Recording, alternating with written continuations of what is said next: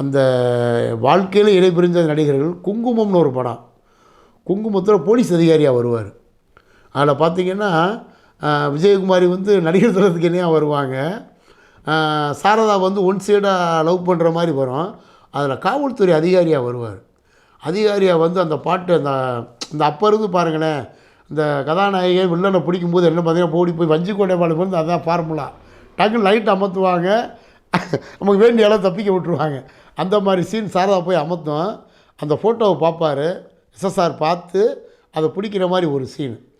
அவரை தவிர்த்து திரையுலகத்தை வந்து இது பண்ண முடியாது. அந்த லட்சிய நடிகர்ன்ற பேருக்கு தகுந்த மாதிரி கடைசி வரைக்கும் எஸ்எஸ்ஆர் வாழ்க்கை வரலாற்று நூலை எழுதும்போது கூட சொல்கிறாரு, எம்ஜிஆர் கூட அவ்வளோ நெருக்கமாக ரொம்ப நெருக்கமாக அரசியலை பயணித்தாங்க. கடைசிக்கு பார்த்திங்கன்னா 80 காலகட்டங்கள்லாம் பார்த்திங்கன்னா இரட்டை மனிதன் ஒரு படம் எடுத்தார். எம்ஜிஆருக்காகவே அந்த படம் எடுத்தார். யாருன்னு கேட்டிங்கன்னா லதா அதில் ஜோடியாக வரும். ரெட்டையிலலாம் காமிப்பார். பிரச்சார படமாகவே அதை எடுத்தார். அது ஓரளவு சுமாராக வெற்றி பெற்ற படம், ரொம்ப தோல்வி படம்னு சொல்ல முடியாது. அதை இந்தியாவின் மதுரை மீனாட்சி தான் ரிலீஸ் பண்ணாங்க. லதா ஒரு ஜோடியாகவும், பவானின்னு ஒரு நடிகை பத்திரகாளியில் சிவகுமார் இன்னொரு ஜோடியாக வரும், அது ஒரு ஜோடியாக வரும். Double act நடிச்சிருந்தார். கலர் படம். ஓரளவு மினிமம் கேரண்டியோடு வெற்றி பெற்ற படம் அது இரட்டை மனிதன். அதுக்கப்புறம் அதிமுகவுக்கு வந்து பிரச்சாரத்துக்குலாம் நிறையா போக ஆரம்பித்தார். அதாவது எம்ஜிஆர் எஸ்எஸ்ஆரோட தைரியத்துக்கு இன்னொன்று சான்று சொல்லணும்னா, நம்ம 73 வந்து எம்ஜிஆர் கட்சி ஆரம்பிச்சிடறாரு. திண்டுக்கல் இடைத்தேர்தல் நடக்குது. அப்போ அந்த திமுக மேலே எவ்வளோ பற்றா இருக்காருன்னு இந்த உதாரணத்தை நான் சொல்கிறேன். அப்போ எம்ஜிஆருக்கு ஒரு மிரட்டல் விடுத்ததாக சொல்லுவாங்க எஸ்எஸ்ஆர்.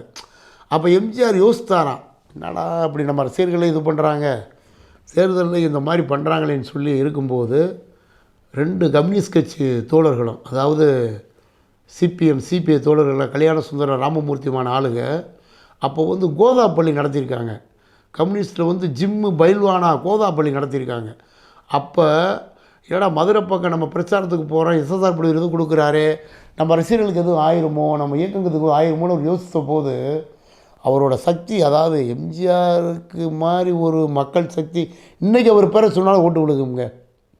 இன்றைக்கி எம்ஜிஆர் ஜெயலலிதா பேரை சொன்னால் ஓட்டு போடுற ஆளுக அவர் இருக்காங்க. அப்படி ஒரு சக்தி.